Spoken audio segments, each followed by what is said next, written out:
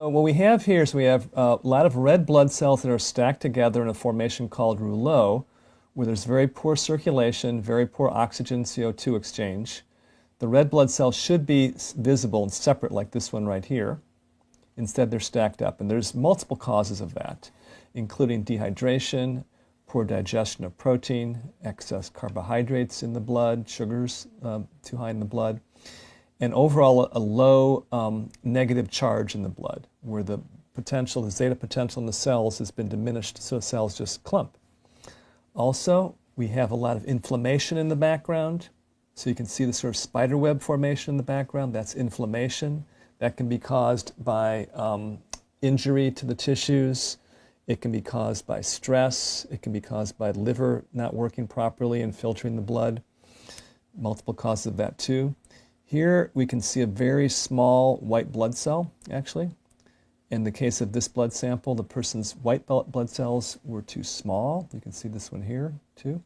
They should be 2 or 3 times the size of the red cells, and they're about maybe 1.5 times the size of a red cell. So they're not in ideal shape. So this is the picture of a sample of blood I looked at within the last week.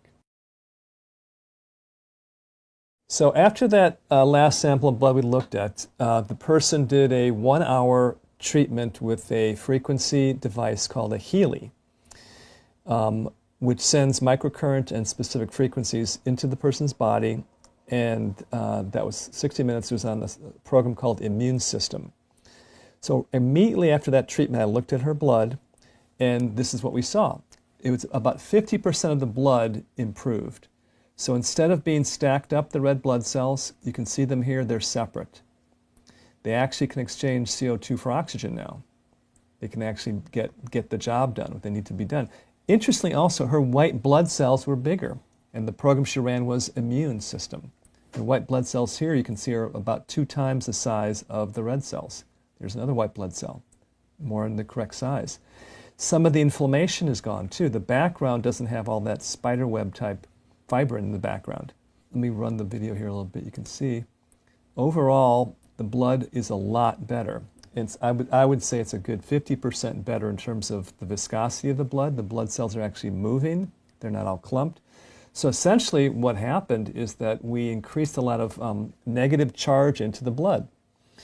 And that negative charge helps the cells separate from each other, so they have more of a surface area to get oxygen, and they have a lot more flow and movement of nutrients and energy through her body.